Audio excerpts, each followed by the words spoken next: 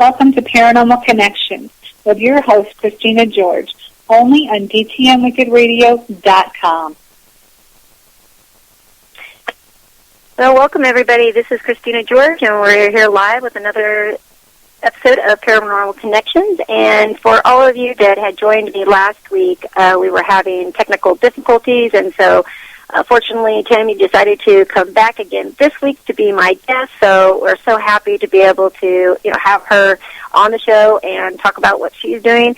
As most people know, that Tammy is actually also one of our radio show hosts, Sister of the Paranormal, here on DTM Wicked Radio, as well as she is with Salt City Paranormal Investigations out of New York. So we are very happy to have her on. How are you, Tammy? Good. How are you? I am good. Thank you so much. It was so funny because we were doing our interview last week, and then all of a sudden, out of nowhere, we realized that most of the conversation had not been recorded. So, okay, great. That's what we deal with live radio. So I'm glad to have you, on. I think this is going to be, a great show. You've had a lot of experiences in the paranormal yourself, right? Yes. Since I was 5. Okay, so let's kind of start from there, where it all starts, because there are so many people that you do experience things, and it usually does start at a very young age, and then for whatever reason it either stops or it'll continue. And when you were experiencing it as a child, what was the response that you got from people that you told? They thought it was my imagination mostly. Or they thought I was a weird child. Sounds familiar? Yeah, of course. Because back then, there's not too many people that, believed in any of this stuff. I mean, what a change from, I'm 47, so you figure, even 25 years ago, or even, just probably maybe 10 years ago, did this even become like a popular thing to, do or talk about. So it does kind of hold people back from being able to express all this, and especially when you're going through, at a child age, it's like, you don't know anything, so it's really hard to understand it, especially if nobody can really give you any answers. So what were some of the things that you experienced when you were growing up? Well, my first experience with the paranormal was I was playing at my grandma's house, and they live in this small town near Lafayette, New York. And kitty corner to my grandma's house was this corner store. Now, the corner store was boarded up and locked. It was padlocked. The door was padlocked. And on the bottom half of the building, all the windows were boarded up. So, no one could get in there at all. I saw a lady in white looking out the attic window at me, and she was kind of transparent a little. And when you saw this woman, and again, it's like, that's usually what, people either see them or feel them or, have some kind of interaction. When you couldn't really get anybody to believe you, how did you deal with that? Because that seems to be like the main thing that people always kind of deal with is the fact that, what do you do once you have this and it's not the reality of anybody else? I kept a lot of things to myself. I didn't start so like my late teens or 20s about my experiences. And did you when you came in your 20s, I mean, what was the response that you got at that point? I was told that I need to be rebaptized. Yeah, I heard that one too. That they'll pray for me, the devil may be after me. I was told what an active imagination I had. It's funny. I am glad, and of course, with shows like yours and mine and other shows out there, it's great. I think because we finally get the information out, and we have so many people that do come to us, and it's crazy how growing up you feel so alone. that nobody understands. You're the only person going through this. But yeah, with now with the amazing internet, you're able to connect with people all over the world and realize you're over. So yeah, exactly. And when P.P.R.S came out with their TV show, I thought, oh my God, there's people out there just like me. I can't believe it. You know what I mean? Right. I was amazed that they were doing a show about this, And I watched P.P.R.S before they even came, the Ghost Hunters. I think they had something on MTV or something, and I was watching that before they before they went to Sci-Fi. And I was amazed, and but I always watched in search of growing up as a child, So. Yeah, well, it's always interesting, like I said, that, because growing up, you really don't know what you're supposed to do with these things. I mean, I did have people who would, that were close enough to me and did believe me, like if something was going on in one of their friends' houses or something, then, of course, they would contact me and see if I could go over there. But, and even when I did that, you couldn't get anybody to go with you. They're like crazy. But, once it came out on TV, it really did for, I think, a lot of people, wondering, what do we do with these abilities? What are we supposed to do? How are we supposed to help with these? And then you're kind of able to see that, oh, this is what they do. And I think that maybe that's why the explosion partially in the paranormal field happened. The other half, is a lot of people wanting to, get scared or think it's cool. But, I think that it did open the doors for a lot of people who have paranormal experiences growing up, to finally say, okay, this is kind of a field where I can help. Right. Well, what's your feelings on as far as when you're, dealing with people and this explosion in the internet, with the paranormal field? Because, now all of a sudden, everybody is an investigator and, everybody thinks they're better than each other and people think they're experts and, I don't know about, you, but I've dealt with this my whole life and then, being in the public eye the last 12 years, I'm not an expert in any way, shape, or form because I learn new things all the time. So I really don't think we've got experts. But, what's your take on this explosion of people wanting to get in this field? I have been investigating. I have been investigating the paranormal since the age of 12. I'm now in my 40s. I used to take my sisters out in the woods, and we used to look for Bigfoot or UFOs. So I've been investigating since I was 12. But I have become part of a team. I started becoming part of a team in 2009, 2010.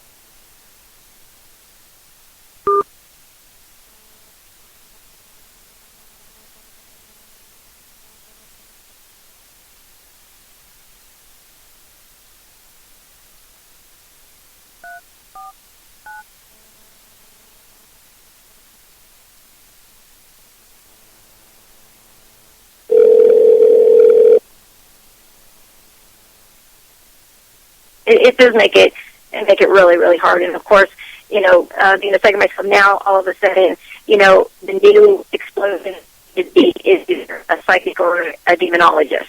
Right. And then really, I don't even take on, there have been very few, I will say, true, I feel, demonic cases that I've ever done. But even those, I'm not taking those on. That's not what I am. That's not what I do. So why would you want to, take on that title and take on things that can really, really get you hurt? Right, and I would never want to be a demonologist. I wouldn't want my whole life, turned upside down. When you become a demonologist, it has to be a calling, you know what I mean? It has to be a extreme calling by God, I feel. And your life is basically affected by it, you know what I mean? Yes. Oh, absolutely. And, the thing is that if you decide you're going to be a demonologist, you take something on and you really don't know what you're doing, you're right. People have, attachments, people get ill, they will have, just the craziest stuff happen to, them, their family members, and I don't know. It's definitely not something that I want to do.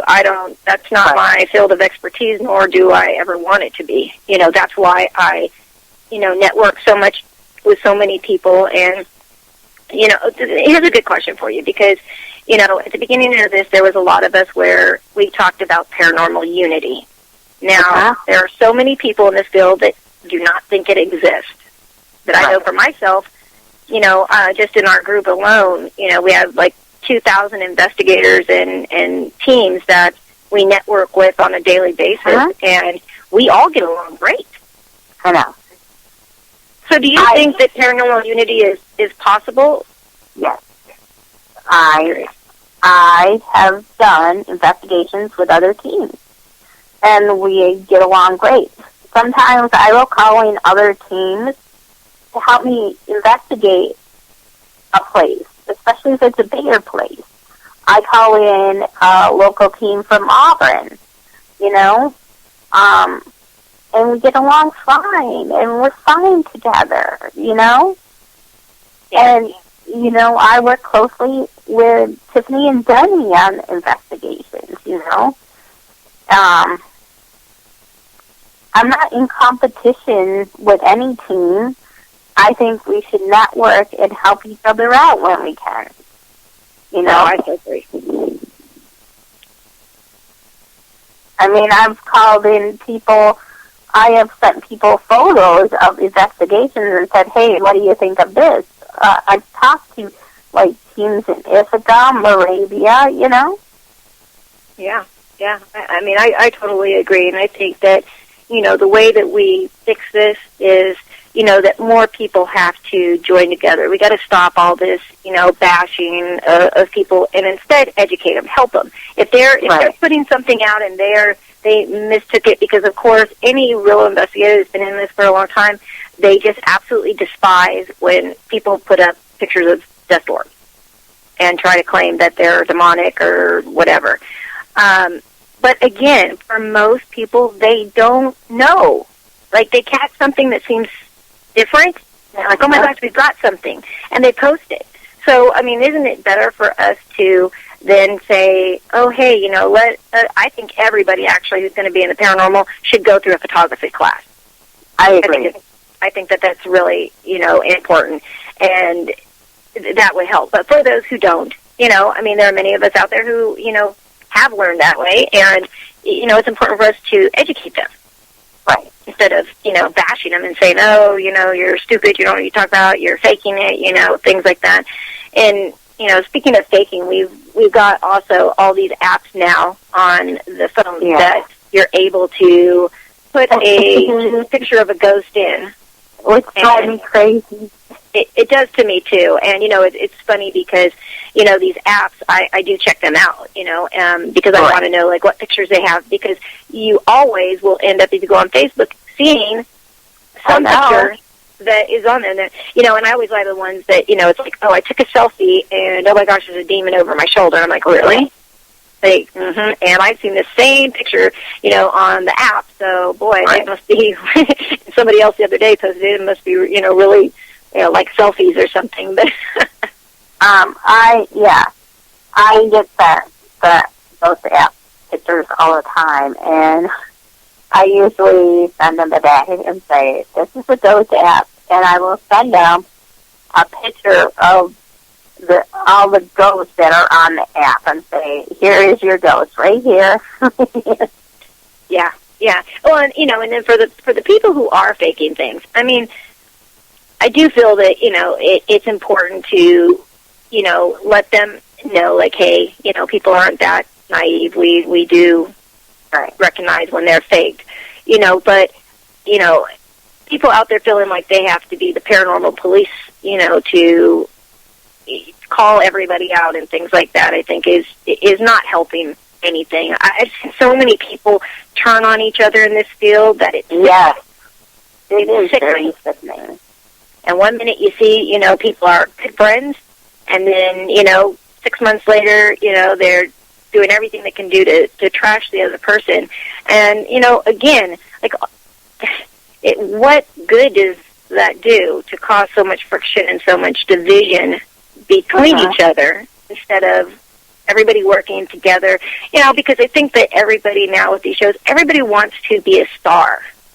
Yeah. And do they not understand that getting a reality TV show, number one, is like probably 1 in a million. It's like your chances of like winning the lottery. But even if you do get one, that doesn't mean anything. I mean, it's like 15 minutes of fame, because there are so many shows that they don't last for too many seasons, unless they're really, really good or just have a different angle that nobody else, does. But do you think like that quest for fame and recognition fuels a lot of this? Yes. Yes, I do. I think some people want their 15 minutes of fame, Yes. And I think a lot of people in the field are attention getters. Yeah. I mean, it's unfortunate because there are so many people that need help. And it's so important. And, I mean, I've had so many cases over, the years.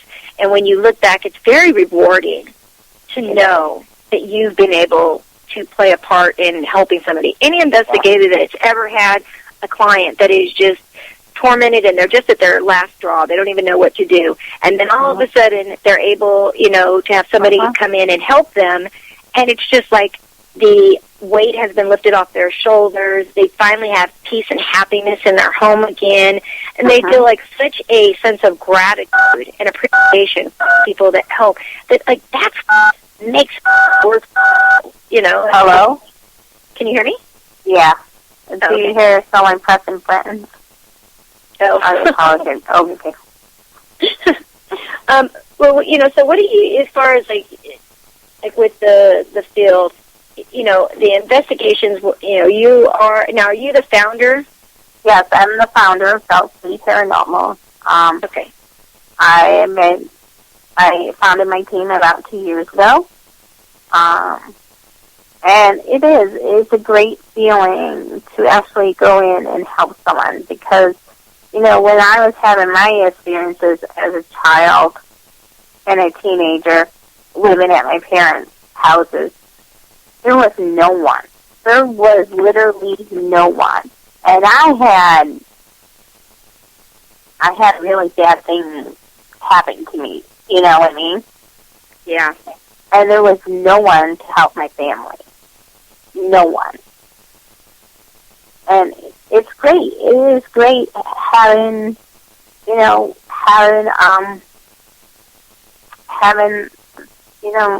someone's help, and that's what keeps me driven, is to actually educate people out there about the paranormal. And it's now out in the open, and that gives me a good feeling, and helping people,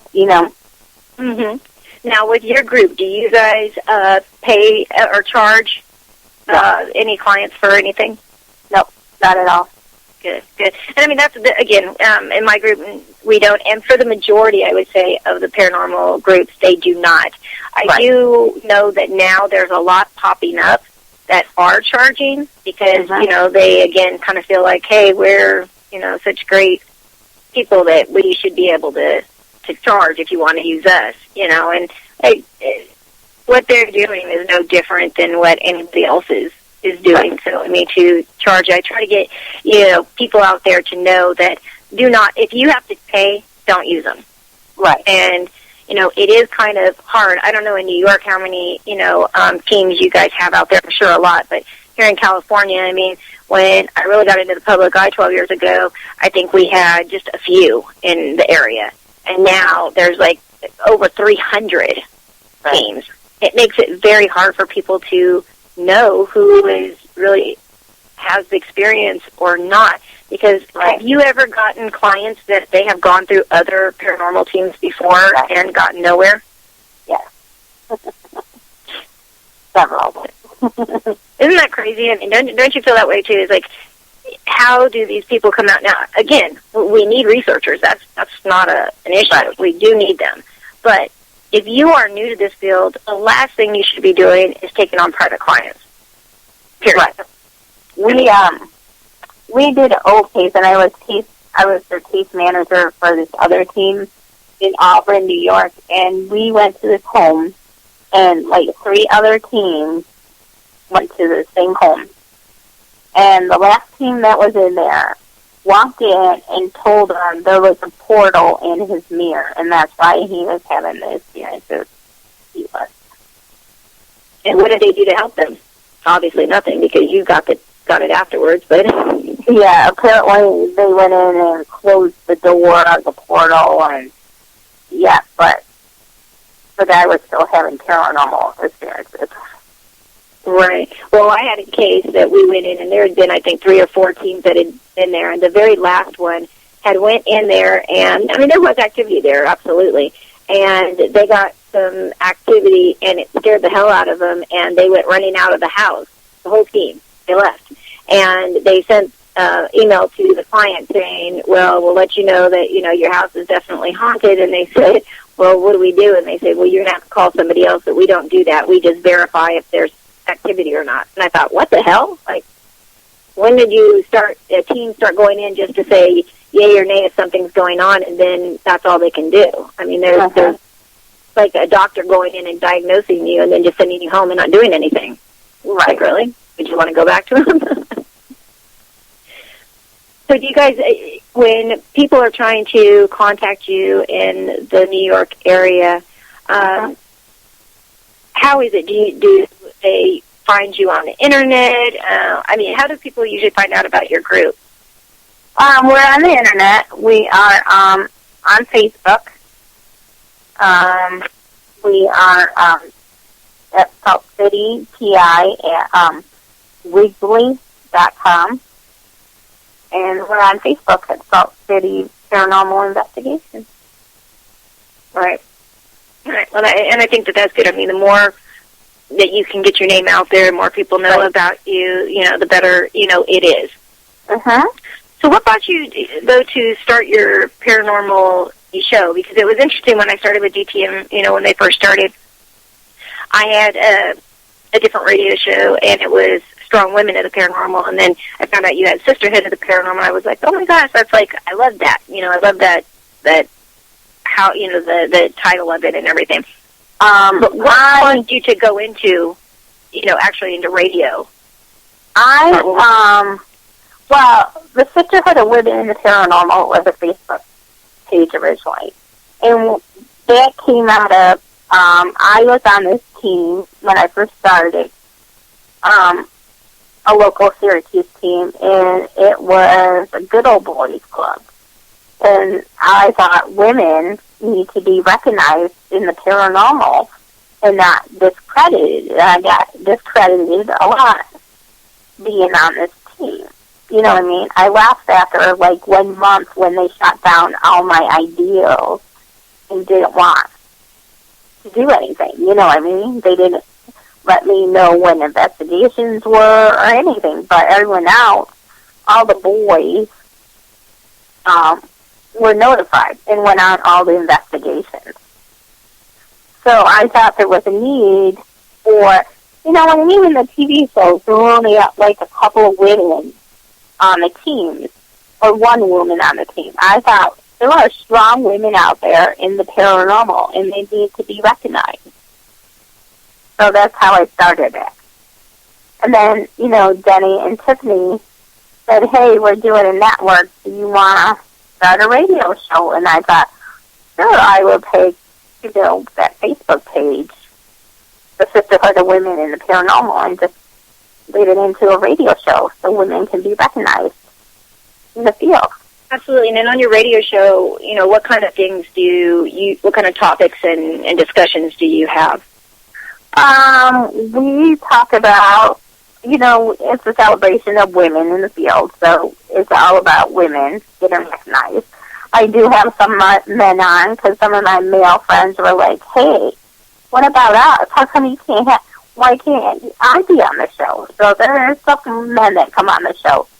But, we ask them, do you see a difference in the roles of women in the field compared to men? That's a typical question I ask, How is it different as a female in the paranormal compared to a male? And you get some interesting answers. And some women feel it's equality, and some women don't feel it's equality. Right. Now, I, being a woman in the field, I am a petite person, and I cannot carry the equipment bags half the time.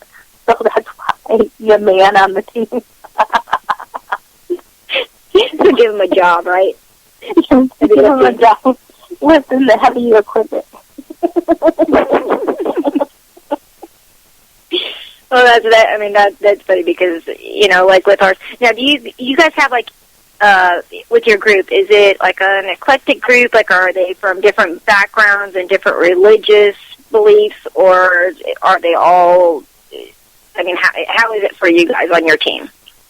Well, I have someone that is into Wicca. I have someone that is a traditional religion. So it varies. I have one male on my team, and the two other ones are female. My team is really small. But it took a lot to get the team members I did, you know what I mean? Because my team is a volunteer service. So, not a lot of people can spend like half the night, from 7 to 2 o'clock in the morning on a Saturday night investigating. So you have to be dedicated.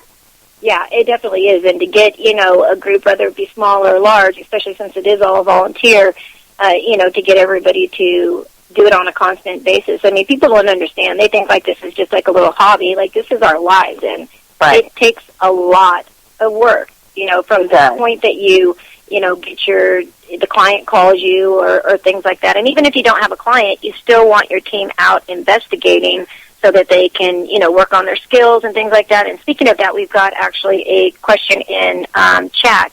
And London wants to know, do you use any forensics or science base to your investigating? We use paranormal equipment, but we also believe in debunking. So if anything could be debunked, we will try to debunk it. We use old school. Sometimes we just turn off all our equipment and just sit in the dark and just watch and observe what is going on. As far as forensics, we do historical research. Mm-hmm. We're not like CSI where we go out and do use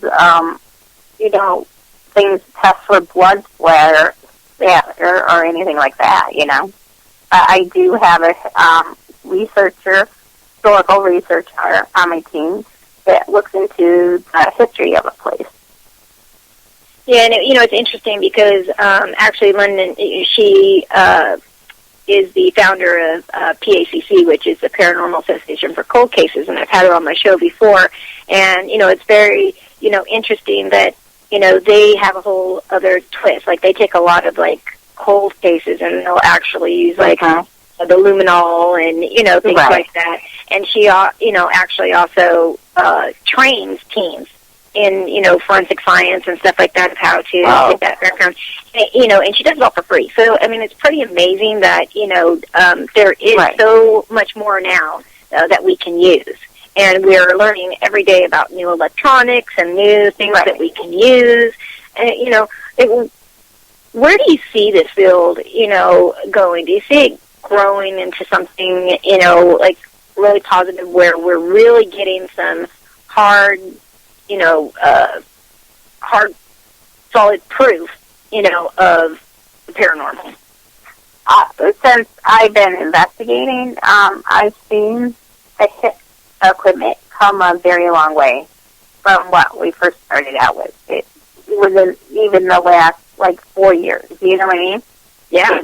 It's incredible, and it's getting more scientific, and that is amazing. And people are doing more scientific things with it, and I think it's going to lead into more scientific things. People know how to, the paranormal teams that have been doing it for a while know how to debunk things, Mm-hmm. And I think that's important, too, with the debunking, because, there's so many teams that they find everything to them is paranormal, everything. Right. And, it was funny, a group that I started with, that was how they were, and they would get so mad because the owner would write an article about everything we did, and I would go in and debunk all kinds of stuff. And they're like, well, what kind of psychic are you? You're debunking everything. And I'm like, everything is not paranormal. Exactly. You don't want to lead somebody to think that, because there are so many other reasons for, people to think they have activity, high EMF readings. I mean, there creaks. I mean, people, if they live in an old house and they hear a creak of the settling of the house, now it's, paranormal with, unless they consider themselves a demonologist.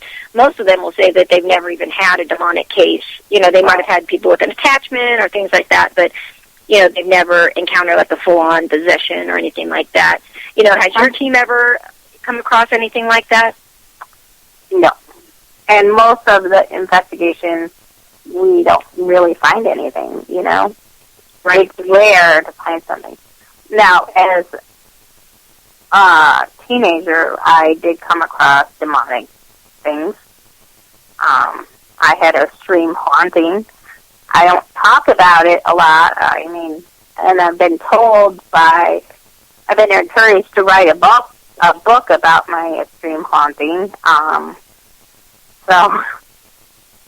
And is that something that you think you would do? I mean, yes. I've actually been writing a book as well. I mean, for quite a long time, because I journaled, for a very, very long time, and everybody, every time we would talk or things, people would say, "Oh my gosh, you should write a book." And I thought, who that wants to read a book like that? I mean, but now that I speak and have the radio show and everything, I mean, a lot of people do learn from our experiences. So maybe that is why we are all doing what we doing. So you think we'll be seeing one anytime soon from you?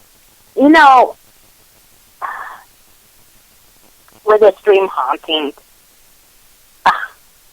it's hard to talk about, because I have a degree in social work. I have a 4-year degree in social work, and I was a social worker for a while. But in extreme haunting cases, you have post-traumatic stress disorder after. I mean, I had it for a long time. I tried to shut down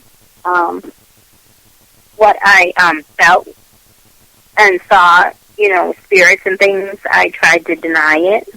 So I have suppressed a lot of what I went through, and I need to go see a hypnosis to unsuppress it, I think. But and when you have trauma like that, it it does. And see, people don't understand that, of course, as I said, I had the attachment as a teenager too. And I think, over the years now, and now, interviewing so many people who, have abilities, stuff like that, it seems to be kind of a pattern. There are many people who have psychic abilities who have experienced, mental, physical, and sexual abuse. Yes. They end up, being very, very good at being able to almost live two lives, because their reality of what's going on and then hiding it from everybody else and trying to be normal, or what everybody considers normal, like everybody else. So it does almost cause, almost like a PSTD situation. And, you can, you think that you got it under control, and then, all that it takes is like talking about it or having to go over it, and it'll like bring it back as if it happened yesterday. Yes. And I sat down for a long, long time with, I said, I didn't want it. I could sense things, and when I went near something, I would go in the other direction because I didn't want to be part of it, you know what I mean, because of my extreme haunting. Because not only was the extreme haunting happened in the house, the things followed me for numerous years. So, and I sat down completely, and I denied it a lot of it. And now I embraced my fear, and now I go after it, you know what I mean? And I think that, the best way to, like, deal with it, is to kind of, deal with it head on, and, just, it's no different than, like, if you had a counselor, it's like you finally find somebody to open up to. And I feel like the paranormal community, especially when you're around like-minded people, you do have that sense of security, and people aren't going to judge you. That you can not only talk about it, but also you see that you're not the only one. Other people have experienced very similar things, and they can actually help a lot just by talking to each other on how to get through these things. Oh, that's I don't know if you, my extreme haunting happened when I was a teenager and my family was homeless. I had to go live with a family that was into the dark arts, and the family belonged to a cult.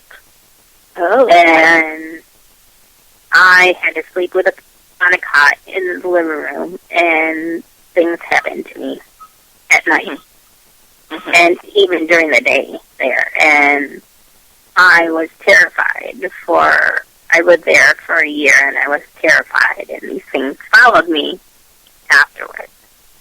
So, again, I always love talking to other people, because even with my situation, I was like, oh my gosh, I'm the only person going through this. And when I hear other people's stories, it's like, geez, it's almost like a repeat of what I went through, just a little different.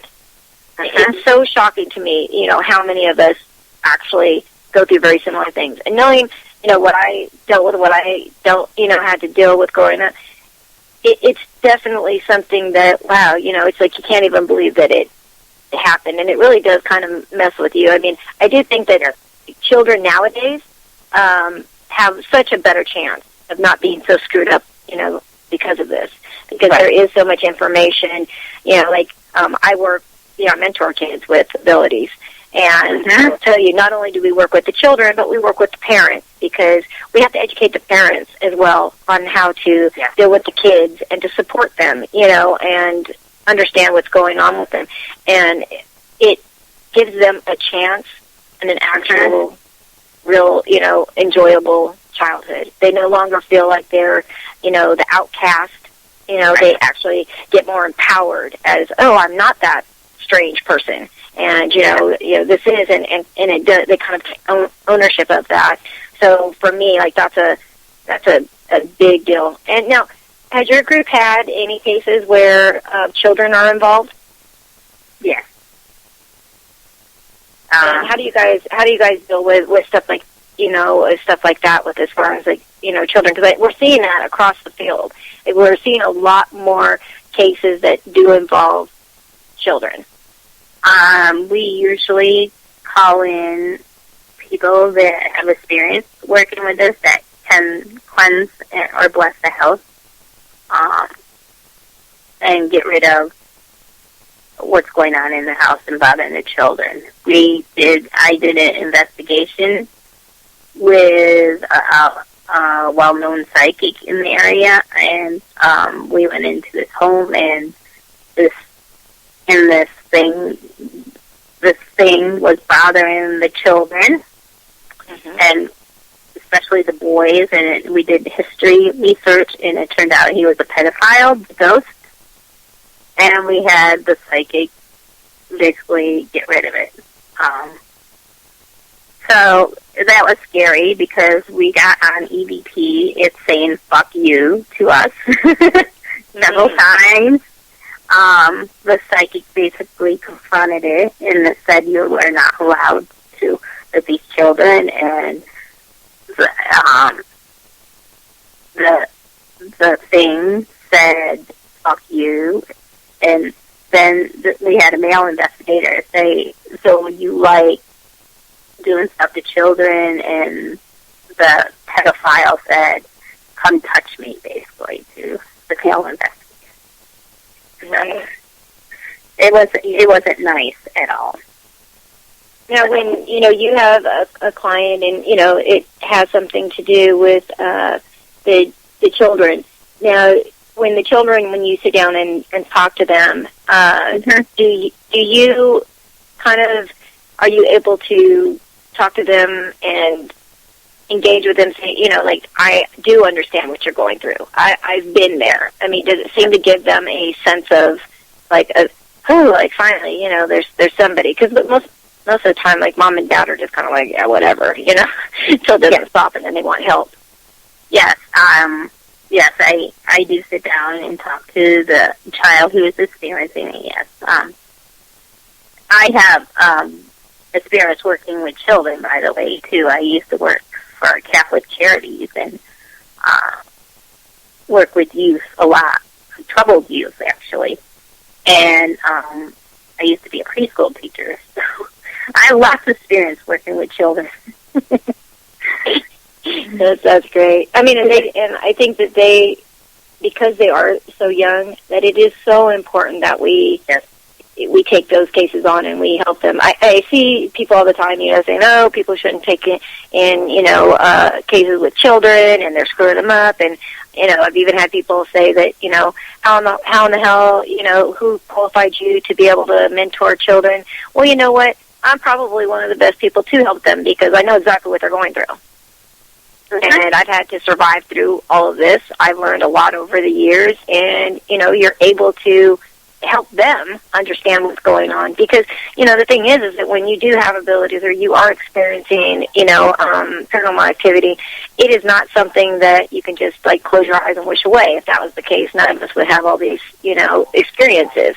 So I think that it's important to validate what they're going through, explain it, teach them how to control it, and be able to, move forward and, again, not feel that they are, like the outcasts of society. Right.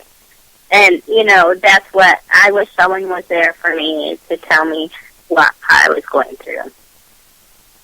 And what I found out I was sensitive, and eventually, now that I'm in the paranormal field, I had several of my psychic friends say, well, Tammy, you're an empath, and this is what you can do, and it's true, this is what I can do.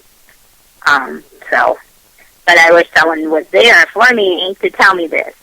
And when I was having my extreme haunting, I wish someone was there for me, because I was basically, my parents, my whole family was homeless. We were split across the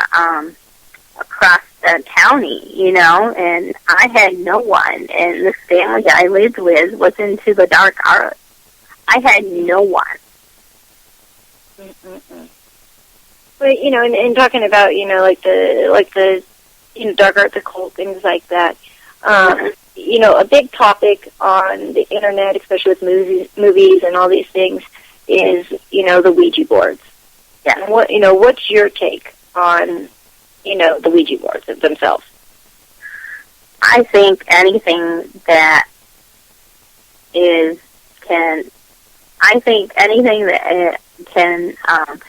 you communicate with spirits will open something. You know what I mean? Whether it be a Ouija board, your dowsing rod, or whatever. You know what I mean? Yes. Mm-hmm. Mm-hmm. If you use one, I say you need to do it in a safe place, and you need to know how to close the door afterwards. You know? And that's with dowsing rods, too, It's with anything that you have communication with spirits, because you don't know what is going to communicate with you. It could be a trickster. I've had, things that have tricked me before, Mm-hmm. Mm-hmm. Absolutely. So it could be anything that would be communicating. If it wants to come through, it's going to come through, whether it be on your voice recorder or whatever. It's a matter of learning how to protect yourself and, I so agree. And, of course, just like you said, Ouija boards are tools. There are people who do use them and, can get a lot of, information. But again, most people do not know the right way to use them. And what you don't understand is that, even if you are using it wanting to talk to, a family member or a friend or something like that, you never know what you're getting. It's not like a telephone where you open up and say, okay, I want to call, Uncle Bob, and, it just direct connects with him. It doesn't work that way. You never know who you get. And, these darker spirits, they do know everything about it. They know who we want to, and a lot of times, I've seen so many times when people have used them, and at the beginning, they'll get all these, answers that they'll think, are from their family or loved one. And then all of a sudden, it, takes a twist, and, it starts giving you some really weird stuff and, scary stuff, and they're like, oh, my gosh, that can't be Uncle Bob because, what he would never say that, And again, and they'll all of a sudden they get scared, and then most people will box it up real quick and want to get rid of it or put it away or something like that. And again, because they've got scared, they don't know how to close it down. You've now let in whatever is there and can have, so many issues. So, I really, really try to encourage people to not use them. Just don't use them. Don't try to learn how to use them. There's plenty of other equipment out there that we can use to get the same answers that we're looking for. So I think that with less chances of, getting something and having it, something happen bad. Even tarot cards, you are opening a door. And I just did a recent investigation where this guy was having activity, and he was attacked, and I felt immediately he was messing around with something. And I went in there and I said, okay, what are you messing around with? Because I could sense it. And he said, I go, have you ever used a Ouija board? No. Okay. Have you ever used tarot cards? Yes, I use them all the time. I said, well, when you use them, do you close the door after you're done? He said, no, I didn't know I had to do that. Right, yeah. So many people don't know, and I'm sure you've seen either, my posts or other people's posts on the internet, but, now we've got, since they're put out as if they're quote-unquote a game, or a toy, they have, the pink Barbie ones for children, and then they've got the glow-in-the-dark, because, of course, if they, try to get kids and, parents are ignorant to what they can do, and they're like, oh, it's just a Barbie, fake little toy, this would be great. So they go buy it for their 5-year-old, and it's like, really, people, it completely amazes me what, how this stuff gets into people's hands. I know. You were talking about protection, what kind of protection do you and your team do when you're about to go out for an investigation on a case? I say a prayer before. I wear gemstones, and crosses, and I thank the spirits after I leave, and I tell them they're not allowed to, like, follow me home. And I say a protection prayer after.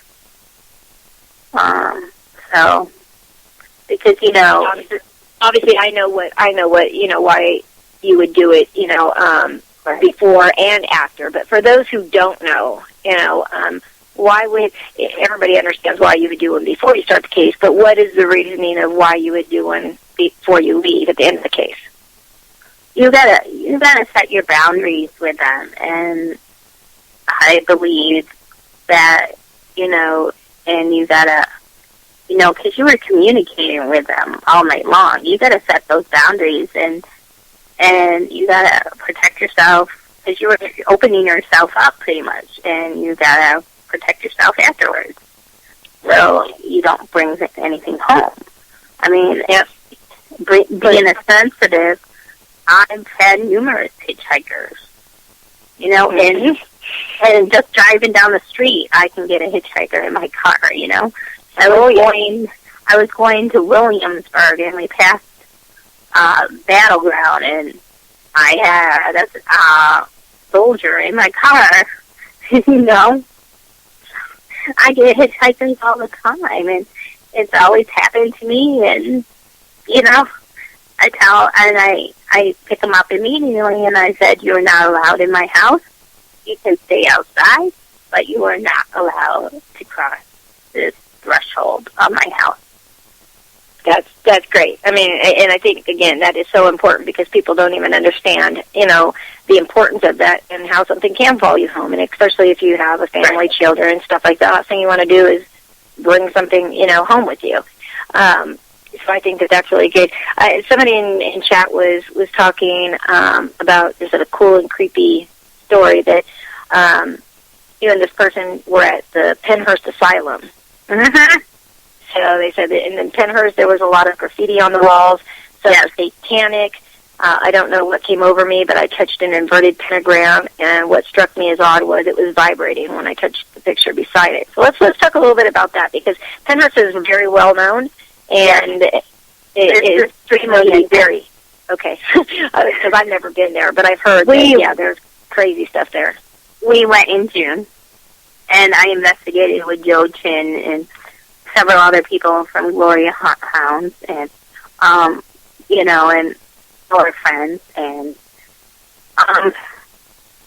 we had lots of activity there. As in being a sensitive, I walked in there and I had to walk out immediately because the energy was very strong. I had to go out and ground myself and walk back in. And then we were in our candy room, and this is another way you have to set boundaries. I was getting touched. They seem to like to touch me a lot, the spirit. So I kept saying, you need to stop touching me. And it continued. I said, you need to stop touching me right now. And I started to have to get more firm with them. You know, I said, you need to, if you want to communicate with us, you need to talk into this box instead of touching me. And I said, you need to stop touching me right now. And, you know, the pressure didn't go away until I walked out of that room, basically, pretty much. But, well, they seemed to like to touch me. Well, and since that was an asylum, I mean, the thing is that I've done, you know, a few, and, you know, in my area that we've done in the past. And, you know, of course, you have to remember that, you know, this was an insane asylum, and people were, you know, mentally ill, you know, severely. And you find that even a lot of times, like, I grew up in Napa, and in Napa they have the Napa State Hospital, and, you know, they send usually the criminally insane. You know, they've got an area for them. And, you know, I'll tell you, they can be, you know, violent. They can be, you know, very sexual, all these different things. And so you can imagine if this is how they were, you know, in the living, if they didn't cross over and they're still hanging around, they're still going to be that same way in death. And it's something that people don't understand is that right away, if anybody's touched or pushed or scratched or things, they, again, think right away it's got to be demonic, and that's still not true. If the spirit was of a human who was, an asshole or a predator or a serial killer in the living, and they don't cross over, they are still have all those traits with them in death, and can be, very perverted. They can do all kinds of things. We hear all the time about people, saying that they're, been sexually touched and things by different spirits. And is that your thought too? That it doesn't mean they're demonic. It means that you've got somebody that was quite a piece of work when they were living. Let me tell you, being a sensitive, a demonic haunt compared to a regular haunt. They're rare. And having my extreme haunting, it's a whole different energy level than a regular haunting. And, so they're very, very rare. Right. And energy is so different between the two of them. And you don't know if that ghost may want to touch you because they want to communicate with you or like you as a person. They want to be like, hey, here I am, And the only way I can get your attention is if I scratch you. Yeah, absolutely. I so agree. Now, okay, so you guys take on your team, all different types of cases, correct? Yes. We have never come across a demonic case, though. Right. Well, and if you did, obviously you would. Yeah, could I have somebody you knew. I have friends that know how to do it. Yes. Right. Because I think even if we knew, what to do, again, being a sensitive or empath or any of those things, to try to take something on like that could be very, very bad, for sure. Because if being that open, even if you're protected, you will be like an absolute magnet for them to want to come after you. Yeah. So, and for anybody who has ever had an attachment or has, been, had something like that, it's something you never forget, and it's something you never want to happen again. So, exactly. And you don't want people to learn to be so many people are learning to be an investigator, over TV and things like that. Do you guys do any kind of training for people? Yes. I train my team. I've been training people for a while since I was a case manager on my old team. And we go to various locations, and I teach the team what to do, and we have team meetings and things like that. My biggest thing is I tell my team to read books. Yes. Read a photography book. Oh, yeah. Troy Taylor makes an awesome book about, what is dust and things like that. So I tell them to go out and get that book. So yeah, absolutely. Well, it looks like we have a caller calling in, so let's get them put in. Caller, are you there? Of course I'm here. And this must be my lovely London. You did. It's your partner in crime. How are you, my friend? I am doing wonderful. How are you, sweetheart? I am very good. And for those who don't know, Carol Malone is the founder of PACC, which is the Paranormal Association of Cold Cases, and we were talking about her group a little bit earlier on, the whole forensics and stuff, and I'm glad that you called in because, the forensics portion of investigating is very new for people, but I think it's very, very important, and that's something we've talked about before, but, explain what the importance is there. Well, as everybody knows, the field, if you don't widen your horizon, so to speak, there was a time, Christine, when you and I got into this field that everybody used to tell us science and the paranormal do not go hand in hand. Correct. I happen to have been taught by Dr. Barry Taft. That was my teacher, so I am very well diverse on, parapsychology, and that's how I was brought into the field. Well, when we decided, we started working on the Amityville case, was the first case that we actually took on. And we knew that the crime scene photos weren't matching up with the stories. And we knew for a fact that the Cabin 28 wasn't matching up with the stories either. My grandfather was United States Deputy Marshal. My sister is an officer. So it kind of runs in our blood. So we started doing luminol. Now, we know that luminol can pull blood for up to 200 years. So say you're in a place and they're saying, well, somebody was shot in here. You know, you hear the client claim, you know, or it was a Civil War hospital, or they'll give you the claim.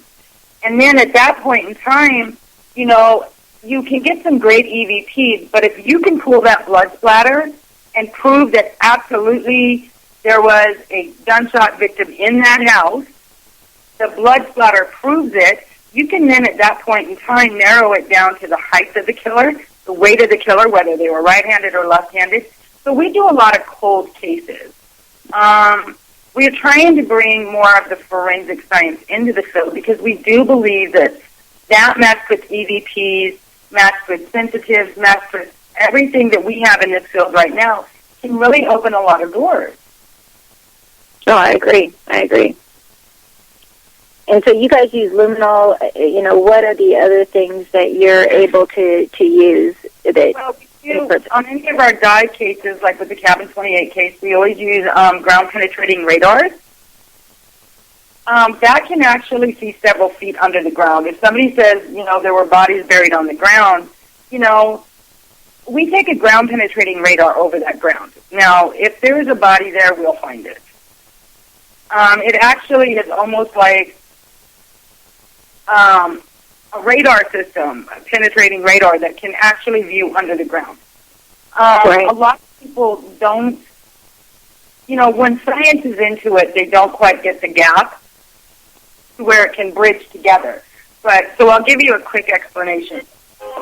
St. Albans, we'll just take St. Albans, or Pennhurst. We'll take Pennhurst, and somebody brought Pennhurst up, and I love Pennhurst to death. There were some kids, and they were brutally attacked there. There was a lot of blood spilled there, but of course, you know, a lot of times they clean it with bleach, or they clean it, you know, and it's been many, many years ago. So that blood is no more visible to the eye. But what people do not understand is that blood is absolutely, once it's hit with luminol or Hungarian red, that and a black light, it will absolutely pull the blood. And we can absolutely either tell if the stories or the claims are false or if they're factual. Right. So, Tammy, I mean, what are your thoughts? I mean, because for me, it, like, the whole forensic part of it, you know, like, amazes me. Like, it so intrigues me because there is, again, that background that scientifically we can match this information. You know, do you think that people in the field, I mean, it would be great for people to be, you know, get the training for that as well? Oh, I agree, definitely. Yeah, I would love to use luminol in my investigation. You know, Christine, and Christine knows me. I will do anything for anybody. I am that type of a person. We actually do indeed teach teams how to use luminol because we feel that if we can teach other teams how to use the forensics kit, think about this. Some of these cases, some of our most haunted cases out there to date, happen to be very, very old. And if we can bring forensics in and say we can get other teams to adapt into the forensics part of it, and we can solve or put to rest one case, one spirit. And it doesn't matter if my team gets that or another team gets that. As long as that happens, that's what we're after. Oh, yeah. Yeah, and I think the competition is what kills everybody. I mean, we just want the scientific world and for the people who are non-believers to be able to give them scientific facts, because that's what they're looking for, because unless you have a personal experience, there's pretty much, unless you have something to back it up scientifically, people are not trying to hear it. So I think that it's very, very important. And yeah, Carol does train people, and I mean, it goes pretty far, because like she brings like all of the, you know, the suits for them to wear, and, you know, the luminol and the black lights, and all of it's out of her own pocket, but it's all to make sure that, you know, people can do this correctly. So we'll definitely, I mean, Carol's very well known in this field, and, you know, she does a whole lot, so we'll have to make sure that we all get together. Right. I'm definitely going to have to go out that way. We're all going to have to get together and do something and be able to get this training too, because again, she does it for free. So it's pretty awesome. You know, we do, like, we will actually be up in New York. I know, Christine, you're coming down here soon, aren't you? Yes. And we had bought an old asylum, and we open the doors to the asylum twice a month. Anybody who wants to come and learn can come and learn. If you have a team and you want to learn it, we will actually take a trip and go up there and teach you. You know, our goal is, let's bridge that gap. Let's get more teams using forensic science. Let's get more teams bridging the gap together to help more clients, because then we can outreach and help far more people than we can now. And with scientific proof, you can argue with some of the evidence you get off paranormal. Everybody's going to rip it apart always. It's the field, you guys. It is what it is with that. But they cannot argue forensic science. That's true. But I'm so glad that you called in, Carol. I mean, you're a great friend. You've been, shown so much, you've shown me so much as far as, even like the forensics and offering the training even to my group and how you really reach out and help people. So, we need more people, in this field like you, and, we all have it in us. I mean, we just have to, think about everybody else instead of, trying to tear this field apart. And I think that you're helping to do that. So I really, really, appreciate your input as far as the forensic part, because I think that's super important as the involvement of the field happens, because I think that's where it's going. We need to go that way. And, there's so many great teams out there. It blows my mind. Like, I mean, you're from New York, right? Yeah. Your team's from New York?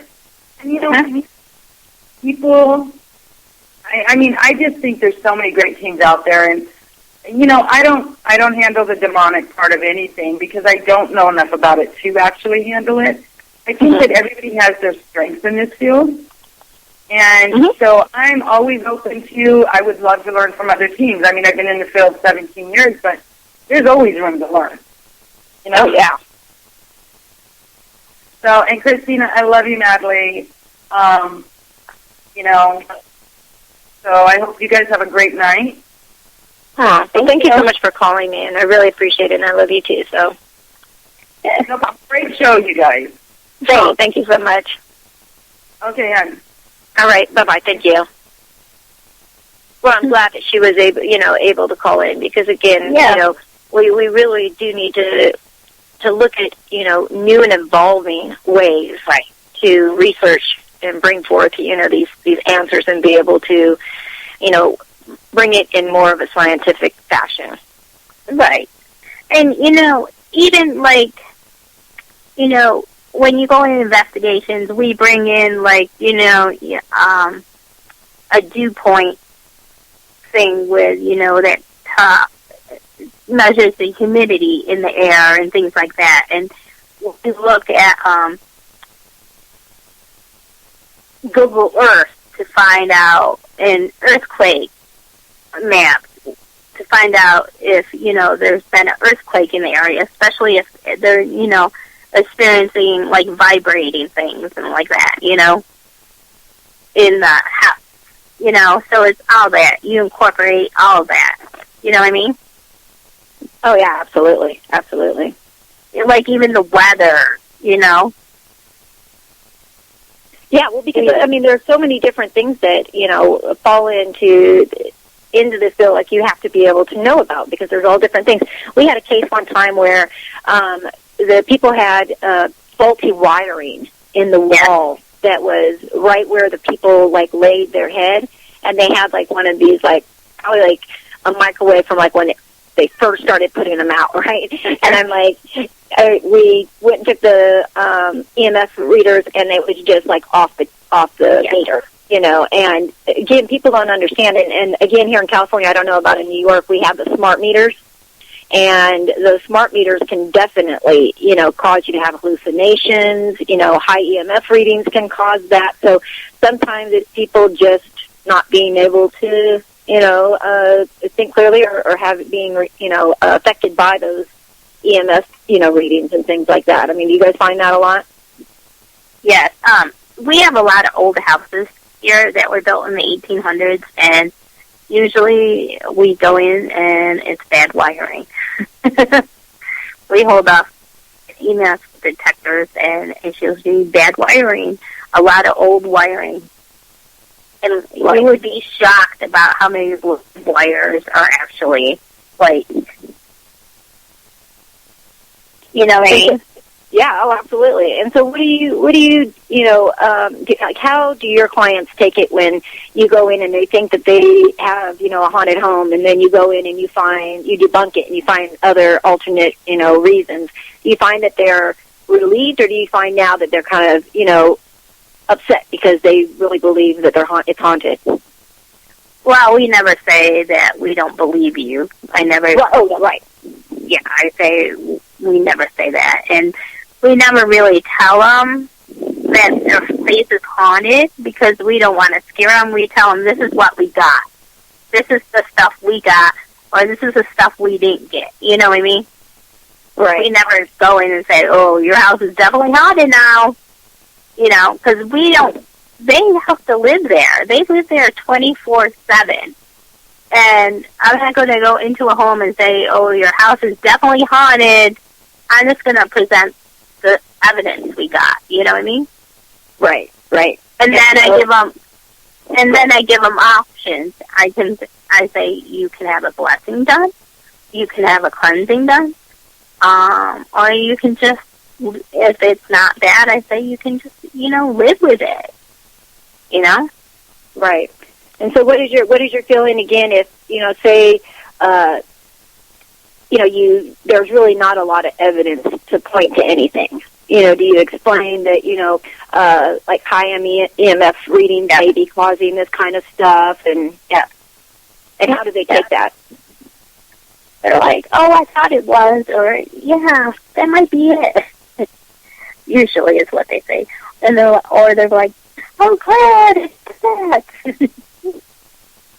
Right. So they're relieved when we don't find anything. Yeah, and I find that too sometimes, but sometimes there are people that they are convinced that something's going on. And, well, here's a question too. Like, do you do investigations for businesses? Yes, I just did a business. Okay. Well, maybe you have the same experience I do, because I used to do them a lot, okay? And then all of a sudden, we ended up having we would go in and we were having these businesses that were no longer, like, calling us wanting to validate and get rid of the, activity. Instead, they were calling us wanting to validate it so then they could now open up their business and start charging thousands of dollars for a team to investigate. No, I never had that.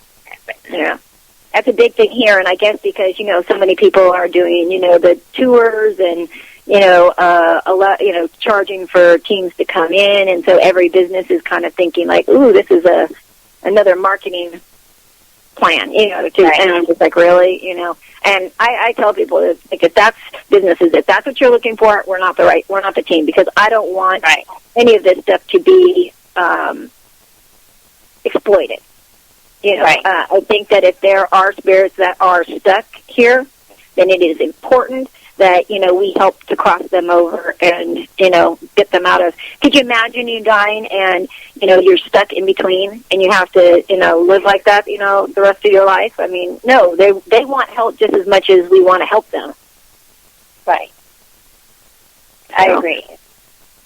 Well, that's good. I mean, I appreciate, again, teams that are out there and we have the same goal. And again, my experience in the paranormal has been very, very good. I mean, 12 years, I mean, I have met so many people, amazing, wonderful people. I mean, there's always bad apples out there. I mean, that's just life. But for the most part, I've seen a great amount of people who really are all like-minded and really want to help, and that's their goal. And I think that, that's really what it's all about. And, you know, so it's great to, you know, be connected with people like, you know, you and your team, you know, other teams, Carol, you know, so many people that they're all, you know, making great strides in getting help to whoever needs it. Mm-hmm. Yes. It's been pretty positive, especially working with the teams we do. And, you know, there's bad apples everywhere. There's bad apples at your regular work. There's going to be bad apples everywhere. You know, you just got to move on. Right. Well, so, you know, what I've noticed that you guys do events and things like that too. I mean, do you guys do a lot of events where are you just speaking, or are you just, you know, passing out the information on your group, or like what do you guys do at these events? We are just passing out the information on our group right now. We're trying to get the word out about our group because, you know, we're a fairly new group. So we're just trying to get the word out. We do support, you know, most events are thrown by our friends, and we're trying to support them and by attending them. Right. And, I mean, actually these events are actually really, really good because a lot of people do come to these events and they're able to get information and kind of see, you know, what other people do and get the word out. And, you know, has your experience in the field, you know, have you got a lot of support by other groups where they're, you know, helping to promote your group and the things you're doing? Yes, very much so. Amazing support, especially with my friends from New England. Amazing and tremendous support. And even the local teams around here, we support each other. And it's incredible, you know what I mean? Right. I think that, you know, again, this field is filled with amazing people. I mean, that is so powerful. I mean, people who know me know, you know, my page is all about, you know, not being, you know, victim, staying positive. You know, you can overcome anything that's thrown your way. And I think that it's important, you know, that if we have a whole bunch of people together and we're all supporting each other and we're educating each other, we're sharing information, like that's what makes it such a great field, you know. Yes. It's incredible. You know, it's just, there's people actually out there that are like you, and that I find fascinating. You know, there's people that actually have experiences like you did as a child, and people that, you know, go into these dark basements and asylums and, you know, no ordinary person would go into, you know. Right. And that is amazing. Now, as far as, like, events, do you have events that are coming up that you're going to be doing anytime soon? We are actually doing an event this week at the Palmyra Historical Museum with DTM, with the radio, which we're a part of. And it is $55 to investigate with me and Jason Stanton. And Palmyra has been featured on my ghost story. And every time I go there, I seem to have experiences there. And in August, at the end of August, I'm going to Lizzie Borden. Ooh. With some New England people. Oh, wow. To do an event up there. Yes. Oh, I think that'll be interesting. I'll be love to hear, you know, what happens. You'll definitely have to come back on the show and, you know, let me know what you guys find. You know, Lizzie Borden's always been a very big favorite, you know, of mine, and I absolutely, you know, with some of these, you know, locations, there's just so much history, and that's another question too. Now, like, I know that there are some groups that will kind of do the whole recreating, you know, like a time period and things that were going on at that time so that, you know, they can get more activity. Do you guys do anything like that? We don't really, we will sort of like do like a scenario or something like that where we like do like a little play or something. We don't really create something like that. We bring in trigger objects like balls and things like that, but nothing like that. You know, so like, you know, most spirits are back in the 1800s. They don't know what a freaking flashlight is. So we don't even use the term flashlight. We'll say torch or something. Can you turn on this torch? You know, or something like that. Because we use, like, the terms they used to use, like, because they don't know what a flashlight is. You know, back in the 1800s, I wouldn't know what. If someone came in and said, oh, turn on a flashlight for me, I would be like, what the hell? Right. And, well, yeah, and I mean, and people do, we actually do get a lot of flashlight interaction, and, you know, of course, people say, oh, there's a short, or there's this or that, but, you know, when people do it, I mean, especially investigators, like, we make sure all the batteries are good, that all of our equipment works properly. I mean, there's a lot of testing that goes on a continual basis to make sure that, you know, everything is working correctly, and when you know that you have it completely off, and you can say, can you turn the flashlight on, and it comes on, and then you can, you know, say, oh, you know, can you turn it back off, or can you make it brighter or less? And it intelligently does what you ask. Yeah, you know, you pay attention. You pay attention, and I think you don't unscrew the cylinder. You ask it to turn it on or turn it off. You don't unscrew the thing, or you can say, can you press the button on the back of the torch? But you know, again, I think that, you know, we're definitely on a road. Well, you know, with equipment, we're talking equipment. What is your thoughts on the new apps that are coming out? Like with, I mean, I won't say Ghost Radar, you know, because like that, I really think is more for fun than it is for, you know, an actual interaction. I mean, being able to see them myself, like I will go sometimes, you know, how to put a little blip saying, you know, that there's a spirit there and there's nothing there, and I know there's nothing there. Or, you know, and for me, I can ask a question and they respond to me, so it's not really like I need a third party to tell me anything. And so I use those a lot, the apps, to regulate if they're actually, or compare, see if they're actually, you know, work or don't. You know, but I do notice that there are a lot of apps coming out which are, you know, that replace maybe your recorders or your meters and things like that. And what people don't understand, they're like, oh, it's an app, it's full of crap.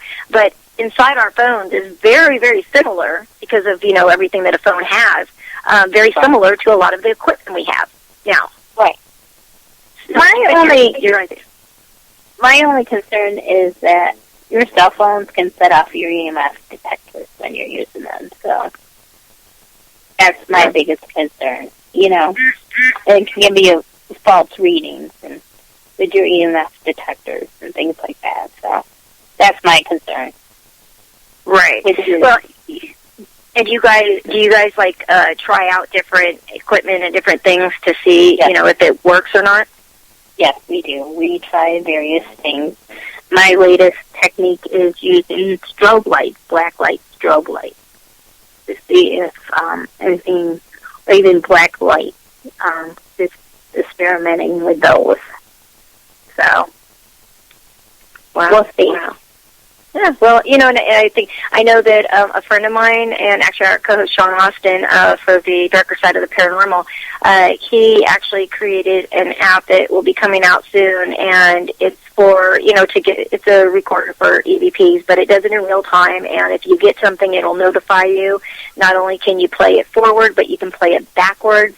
And now, have you ever done EVPs where you don't get any, it sounds garbled forward, but you listen to it backwards and you can get a full sentence or conversation?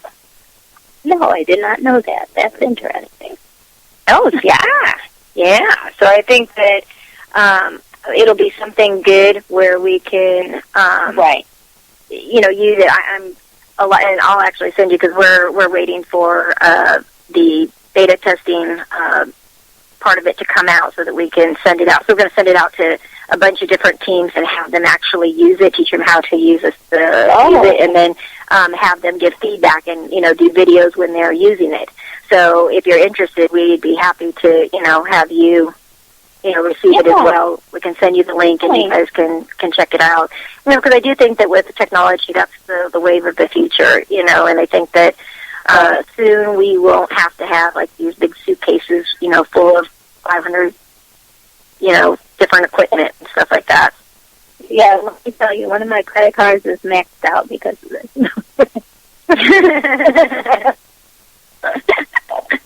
Oh, it's so funny. That is so funny. Being a paranormal investigator is not cheap. Oh, no. and people also, they don't realize, how much time and money that is put out of our own pockets. Yeah, because since we don't charge, we have gas, we've got equipment, we've got, depending on how far you go. Like, do you guys just do locally, or how far away do you travel? We have gone all across the state to investigate this. And even, for public investigations, we have been out of state, So I have been to Pennhurst, and things like that.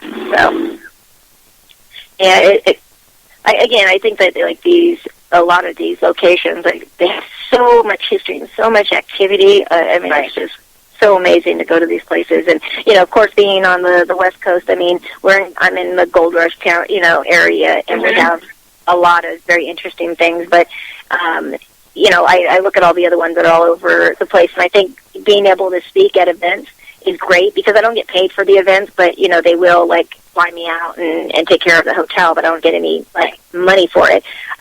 But yeah, to be able to go to some of these other locations, these other cities and things is just great. I absolutely love it. We here in New York, we have the Underground Railroad a lot, and we have the Fox Sisters. I don't know if you're familiar with the Fox Sisters, and a lot of the spiritualist movement here. And so, we have gone into places where people in the 1800s have seances or something, you know what I mean? Right. So we have a lot of things with that, and a lot of Native American stuff here. A lot. Oh yeah. Yeah, I think that's something definitely too that we get here. We had the Sullivan campaign, which happened after the Revolutionary War, where American soldiers were basically burning down the camps of tribes and taking over their land. You know what I mean? And so much land was given to people, the soldiers, and taken away from the Indians immediately. So we have a lot of that. And what you guys are doing? Oh, go ahead. In Auburn, New York, we have this big jail, and we have the first electric chair. So, and a lot of murderers went to that electric chair. It's called Old Sparky.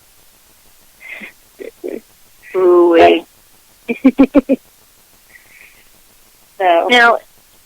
So as far as your show, do you do any live shows from these locations, or is that something that you're looking forward to doing in the future? Because I know that I do a lot. I do my show live from a lot of different events and locations and investigations and stuff that we do that are public, and we do the show from. Is that something you think your show as well will? Yes, we are actually. I actually have done stuff with BPM Wicked Radio, Denny and Tiffany. Awesome. They're so awesome. I love both of them. A live investigation, live radio shows during investigations or at events. So, right. Well, I think that it's a good way because we get so many. I have to say that this network is amazing. It is a family. Yes. Everybody works very well together. Everybody supports each other. Yes. And our numbers absolutely, speak for themselves. I think that I was told that, we have 2-point-something million listeners, and, we're 2.5.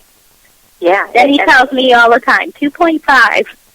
and that's amazing, that you can get, numbers like that growing, and that shows that, how well these shows are put together and how well those, the topics and things like that. I mean, it really is about information, educating people, and very positive, stuff. It's not a bunch of fuddy-duddy stuff of, trying to make people look bad or things like that. So I think that, for people who are looking for, to get a show or things like that, or become part of a network, you definitely want to check out DTN, because it is growing like crazy. We are now in the top 4 on YouTube, and so we're going to be posting those links so that people can go and check it out, because the public is absolutely loving us. I think that it's pretty amazing to be part of this. Now, you said that you have the event coming up, because I know, like, we're with Carol, I'm going to be doing an event in Arizona at a hotel for Halloween. So that's something that's going to be very interesting. And like I said, then I'm trying to get out to New York so that we can all have a DTN, a family kind of get-together reunion thing. I think that it'll be pretty amazing. It's hard being on the, on the West Coast when so many of my friends are on the East Coast, but, hey, where there's a will, there's a way, right? And so, aren't you also doing something kind of like with the weather, with a weather? I am producer of a new radio show on BTM Wicked Radio, and it's called Wicked Weather, with Peter Levesco is the host. And, he is interested in the weather, and he's a paranormal investigator, too, and he wants to, do a lot of stuff with that. He's a storm chaser, so he goes chasing storms, and forecaster. He does all that kind of stuff, so. Weather creates a lot of energy, so which the paranormal is about, so. Yeah, absolutely. So, for you, what would you say that, if you want, or what do you want to be doing, say, in the next 5 years within this field? Where would you like to I would like to write my book about my extreme haunting. I am actually, doing some more, my abilities are becoming stronger with the help of some of my psychic friends. So I want to pursue some avenues in that area, which I hope to do soon. I'm thinking about taking some psychic development classes on that. So right now it just is natural, and I need to hone in on that. And I have some amazing friends that are psychics that are encouraging me to do that. So, well, I encourage you to do that too. I think that a book will be definitely where you should go. Thank you. So make sure that I get the first. I get one of the first signed copies when they come out. So that's what I'm looking into right now. So, and I hope to see the Sisterhood of Women in the Paranormal grow into something amazing where we can celebrate everyone in the field. Just not women. That everyone gets recognized. Right. I think that it's important that we do celebrate and recognize the women, because we, for most fields, it's a very male-dominated field, and this field has definitely taken a turn, because there are, many women, and I always looked up to Lorraine Warren growing up, because like she was out there, she didn't care what anybody thought, she went out there and did what she did and helped people and put herself at risk, and all these things, and I definitely have to give a big high five to her, because I don't know how she did it, because she did it back when like none of this was popular. Right. And I have some psychic friends that have been in the field for a long time, and I'm constantly learning from them. And, you know, some of them are paranormal investigators, and they teach me something every time I go out and investigate with them, you know what I mean? So. Wow. And yeah, I mean, and there are teams all over, you know, all over the U.S. and all over the world, you know, that we connect with. We actually just opened a chapter of P.P.R.S, which is my group, out of Australia. And we have Rick Hanham, who is the, you know, leader of the group out there. And he was, you know, so excited to be able to, you know, open a chapter in Australia. So, and we've, you know, had a few other places from the UK, and actually we've had some other people even from like the Asian countries. So it's very interesting to see, you know, how many people are interested in and want to join into, you know, help people in their areas. So I think that that's going to be something, you know, you just keep putting the information out. And of course, I'm always happy to, you know, promote your shows, your group, you know, whatever it is that, you know, your events, you just always let me know. And I'm happy to put that out as well. Right. Thank you so much. You know, and, you know, I want to talk about the importance of, you know, and this is what new investigators, and I think anyone that has never worked in the human service field needs to be aware of, is the mental health issue that some potential clients may have. I have experience in working with mental health as a social worker, so I know what to look for. But, you know, if you're a new team, you need to find someone that can mentor you. You know what I mean?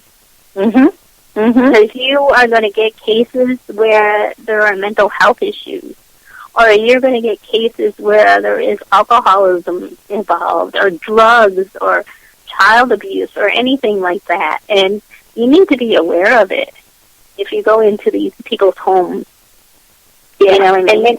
And many people, you know, that, especially if you have mental illness, I mean, I have seen people who have, you know, been so hard to convince us that, you know, they're possessed and things like that, and they'll cut themselves, and, you know, they'll talk in tongues and, you know, all this weird stuff. And but I walk in and like there's no proof of anything paranormal going on. But we even our questionnaire that we send out to clients is 4 pages long, and it literally goes definitely into, you know, what kind of meds you're taking, is there any history of drug abuse. I mean, we do background check. I mean, there's a lot that goes involved into it, because, you know, paranormal investigators also have to understand that there are a lot of kooks out there. And for a while, I know there was a lot of teams that were being called out by people, you know, to go and do a case, and they would show up, and it would be like an abandoned house, and then there would be somebody who would be like, you know, holding a shotgun to them and stuff. Right. And I've heard that rumor too. Yeah. Oh, I've known a few teams that have had it happen, you know, and it's like, you never know. You know, one of the other, you know, things is that you never, ever go to do a, you know, client, you know, meetup and go alone.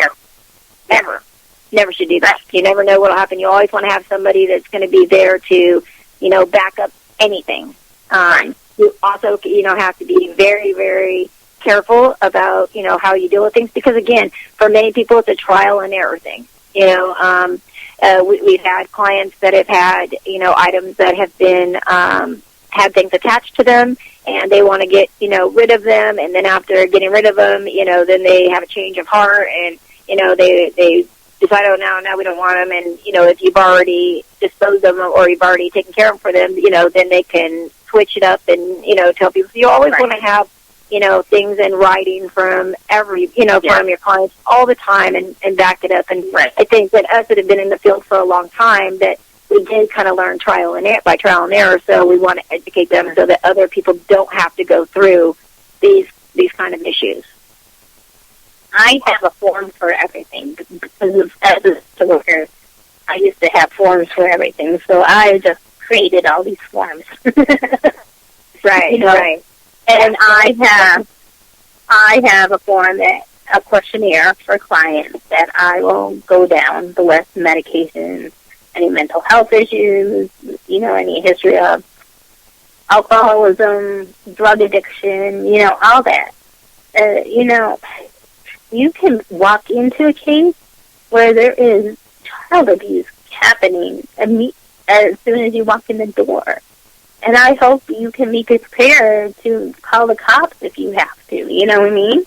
Oh, yeah. Yep. And you always want to let people know where you're going, so if anything strange happens, I mean, again, you never know what you're dealing with. And, many people, I say it's like a detective, like a police detective. When you're right out of the academy or whatever, it's like you're very compassionate. You want to believe what everybody tells you. And, then you find out that, somebody you believed was actually a serial killer. And, they were very, very convincing, and it's like, so you really you never know, so you have to really be diligent, about watching this stuff and, you want to stay objective. So you don't want to, although you want to always, listen to your clients and, make them feel that you believe them, again, if there's nothing that you can scientifically back up or validate, you can't use it. It doesn't matter how much you feel for the person or whatever. I mean, we have to go based on proof and evidence, not what people say. So it's, that's another thing. And again, until you've dealt with some crazies, you'll never realize what people will say or do to convince you of things until it happens. And then once it happens a few times, then you're like, okay, you know what, I need to, stay more with the facts than, dealing with what just people say, and a lot of people are very compassionate to people who are going through this. But, there's a lot of people out there that just want attention. So, or want their what's going on. 15 minutes fame and think that you can get them on TV. We have come across clients like that. Yeah, we have too. Yeah, they first think that they're like their life, and then as soon as you validate or something, then they're wanting to talk about a book deal or maybe get on do you know any TV shows they can be guests on? And I'm like, what? I thought this was about getting rid of it. I've even had people that once they've found out got the evidence to back everything, they don't want to get rid of them, and I'm like, why? And they're saying, well, because the TV shows, like Paranormal Witness and My Ghost Story, this is the stuff they want. And I'm like, oh gosh, really, people? Yeah, that's true. And we had a case where the girl had mental health girl. She was a teenager and she was claiming she experienced a lot. So we went in before we do an investigation, we go and meet the client and walk through the house and take preliminary pictures, and we talk with clients. I call it intake because that's where I'm from. I'm from a social work background, and that's what I did was intake. So I call it an intake. And we had a client that had mental health issues, and we had and the mom had developmental disabilities, and the mom had one of her sons taken away from her because of neglect issues. So when we went into the home, the teenage daughter was calling all her friends, saying, oh, they're here, they're scaring me, blah, blah, blah. And the mom had the neighbors from downstairs up there. And there were roaches in the home, and so we sat down with them, and we said, at this time, we don't think, it's not that we don't believe you, but at this time, we feel that you need to work on other issues. You know what I mean? And I know the community resources out there for people, so I said, we think you need counseling first, so here's some places where you can get counseling. And we don't feel at this time we should come in and investigate your house because you're trying to get your son back, and we don't want to jeopardize that the caseworker finds out that you called in paranormal investigators to investigate your house. Yeah, because even though this field is much more well-known now, the thing is that there's still, it's in court and stuff like that, especially if you're dealing with custody cases. I mean, it still can be used against you to make, people think you're crazy or not a good parent or things like that. So it's happens a lot more. I mean, people are having to learn to deal with all kinds of situations. And although we're bringing people and saying, it's okay to talk about it, it's okay to come out and discuss what happened to you, but again, there are so many avenues where it still can be used against them. So it's one of those things we want to make sure that, we can as time goes on, hopefully people's minds are more open, and it's not going to be used against people just because they're in this field. Yeah. Yes. And well, I hope... Oh, go ahead. No, and I just hope to God, if there's illegal activity happening in the house, that you say to the people, we'll come back at another time, because you're putting yourself at risk. You're putting your team at risk, not only for the client to do something to you, but what if there was a police raid at that time or something like that, you know? Oh, yeah. That is very true. Well, what has... if somebody wants to get a hold of your group or they want to get a hold of you, where would they be able to do that at? You can find us on Salt City PI at Wiggly.com. It's WEEBLY. Or you can find us on Facebook at Salt City Paranormal Investigations. And my team number is all on that on those pages. And you can look, I have a Facebook page for the Sisterhood of Women in the Paranormal, or you can find the DTM Wicked Radio link. Awesome. And that's how you can contact me. So. Is there an email or anything that you guys use? I am saltcityparanormal@gmail.com. All right, perfect. And we will go ahead on the Paranormal Connections page, and we will post all of those links to the Facebook page and the email and everything. So if anybody didn't have a chance to write that down, we'll go ahead and put that up so that you'll have a direct link to contact Tammy. And if you happen to be in the New York area and you need some help, this is a great team with a lot of resources and people to confer with. So great team to support. And I've asked all of my listeners. I mean, I think last week we had like close to 30,000 live listeners. So, we definitely want you to show support for, not only Tammy, but all of our guests, because the people that we bring on are some of the, best in the field that, we feel like, so we'll definitely do whatever we can to support you.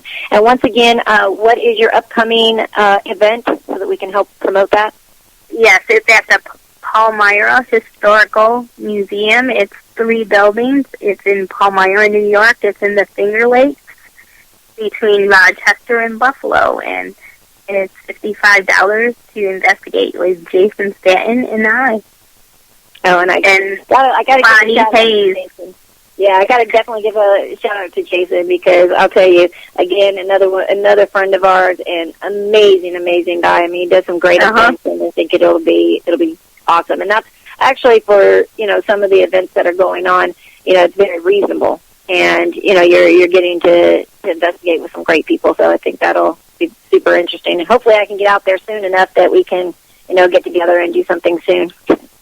Yeah, definitely. That would be awesome. I'm going to find a way. I've got, I was going to do, I was supposed to speak at the Paranormal Awards and, there was a untimely death of her son, so we could have to cancel it. But I was like, geez, I was almost there. But, I've got some other things. I was going to be there, too. See, that's where we would have all been together. But, either way, I mean, we got next year, but there's so many things that are coming up. I mean, I'm getting to speak at events like every month, and I've got a bunch set up that are coming out. I'm going to be doing the Omen House up in Beverly Hills. I'll be speaking at the Glen Tavern in next month. I have a UFO conference that I'm doing. I mean, there's a long list. So, and then like I said, Halloween I'll be in Arizona with Carol Malone. So, lots of good things. So I'm trying to move my way over there and get something booked out there. But, either way, we're definitely going to get out there and get together. So, amazing. All right, everybody. Well, we're getting close to the end of the show, and I just want to let people know next week we'll be having Kevin Chappelle on, and I had to apologize to him because he was scheduled for to be my guest tonight, but since we had all the technical difficulties last week, I definitely wanted Tammy to be able to get back on the show so that we could hear, her story. So we will have him next week. You can also check out Aliens, UFOs, and Beyond on Wednesday night, 6 p.m. Pacific Standard Time, 9 p.m. Eastern Standard Time, and make sure to check out our Facebook pages and like them and share the links. We always appreciate all of the support, and again, make sure to check out the Sisterhood of the Paranormal. And what day and time is that? It's Tuesday at 6:30 p.m. on DTM Wicked Radio. All right. Well, you heard it right from the host. So everybody, make sure to check that out. Check out their Facebook page. Make sure to give them a like and a shout out, and tell her what a great job she did on the show tonight. We will have the archives. I'll put the archive show up in the next day or so. But you can always go to iHeartRadio and go through, and you can find some of the things. I'm going to be having our website up really soon, where you'll also be able to, check out the archives. And if anybody wants to get a hold of me or to come and be on the show, you can reach me at paranormalinvestigator916@gmail.com. So, is there any other information you'd like to give out, Tammy, before we head out? No, I just want to thank everyone for listening and tuning in. Absolutely, and I want to say thank you to all of our people in chat. It's been a great night. We've only had a few issues with trolls, but hey, nothing's going to stop our show. So let's just keep going forward and stay positive and send all the haters all the love we can. Thank you so much again, Tammy, for coming on the show. It's been, amazing. You're welcome. We'll have you on real soon again, okay? Okay, thank you. All right, everybody, make sure to check out Paranormal Connections next Monday, same time, same network. See you all then. Good night, everyone. Thanks.